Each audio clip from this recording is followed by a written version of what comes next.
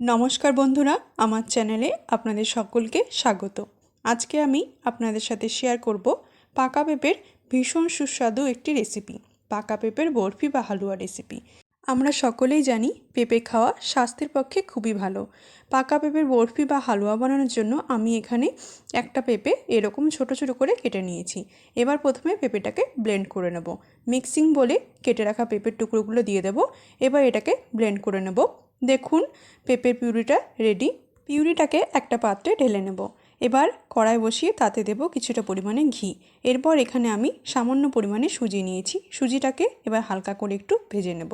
প্রায় 1 মিনিট সুজিটাকে হালকা করে নেড়েচেড়ে ভেজে নিতে হবে। সুজিটাকে বেশি ভাজার দরকার নেই, হালকা করে একটু নেড়েচেড়ে নিলেই হয়ে যাবে। দেখুন সুজিটা ভাজা হয়ে গেছে, উঠিয়ে নেব। আমি এখানে ঘি দিয়ে সুজিটাকে ভেজেছি, আপনারা চাইলে সাদা তেল দিয়েও সুজিটা ভেজে নিতে পারেন। এবার কড়াইয়ে দিয়ে দিলাম আবারও বেশ খানিকটা ঘি। এর মধ্যে পেঁপের যে পিউরিটা ছিল সেটা দিয়ে দিলাম। এবার ভালো করে মিশিয়ে নিতে হবে। খুব ভালো করে আমি নেড়ে মিশিয়ে নেব। আমি এখানে শুধু ঘি দিয়ে পাকা পেঁপের বরফিটা বানাচ্ছি, আপনারা চাইলে এখানে ঘি আর সাদা তেল মিশিয়ে বরফিটা বানিয়ে নিতে পারেন। এবার ভেজে রাখা সুজিটা দিয়ে দিলাম। খুব ভালো করে মিশিয়ে নিতে হবে। এখানে সুজিটা না ভেজেও দেওয়া যায়, তবে ভেজে দিলে বরফি বা হালুয়ার টেস্টটা দ্বিগুণ স্বাদের হয়। এরপর এতে দিলাম কিছুটা পরিমাণে এলাচ গুঁড়ো। খুব ভালো করে মিশিয়ে নিতে হবে। এটাকে প্রায় 2 থেকে 3 মিনিট ধরে রান্না করে পেঁপের যে জলটা রয়েছে সেটা শুকিয়ে নিতে হবে। আর এই সময় গ্যাসের ফ্লেমটা মিডিয়ামে রাখতে হবে। এবার এতে দিয়ে দিলাম আমি পরিমাণ মতো গুঁড়ো চিনি। ভালো করে মিশিয়ে দিতে হবে। আমি এখানে গুঁড়ো চিনি ব্যবহার করছি, আপনারা নর্মাল চিনি ব্যবহার করতে পারেন। আর মিষ্টিটা অবশ্যই আপনারা আপনাদের পছন্দ মতো দেবেন। চিনিটাকে খুব ভালো করে মিশিয়ে নিতে হবে। চিনিটা মিশিয়ে নেওয়ার পর এতে আমি দিয়ে দিলাম 4 চামচের মতো গুঁড়ো দুধ। গুঁড়ো দুধটাকেও খুব ভালো করে মিশিয়ে দিতে হবে। গুঁড়ো দুধ দেওয়ার ফলে বরফি বা হালুয়াটা ভীষণ টেস্টি হয়। দেখুন পিউরিটা কতটা শুকিয়ে গেছে। এবার এতে দিয়ে দিলাম 1 চামচ ঘি।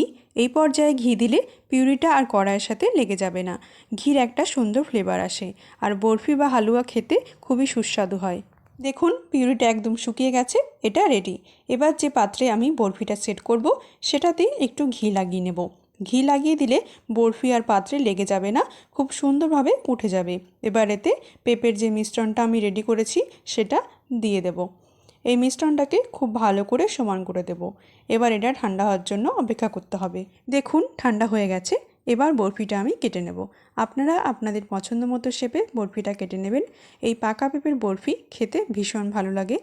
যারা পেঁপে খেতে চায় না বা পছন্দ করে না তারাও এই পাকা পেঁপের বরফি আনন্দের সহিত খাবে।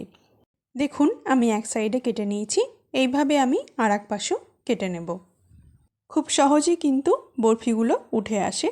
আপনারা এই পাকা পেঁপের বরফি বা হালুয়া রেসিপি অবশ্যই একবার ট্রাই করবেন। এবার ওপর দিয়ে আপনারা আপনাদের পছন্দ মতো ড্রাই ফ্রুটস দিয়ে দিন, তাহলেই হয়ে যাবে।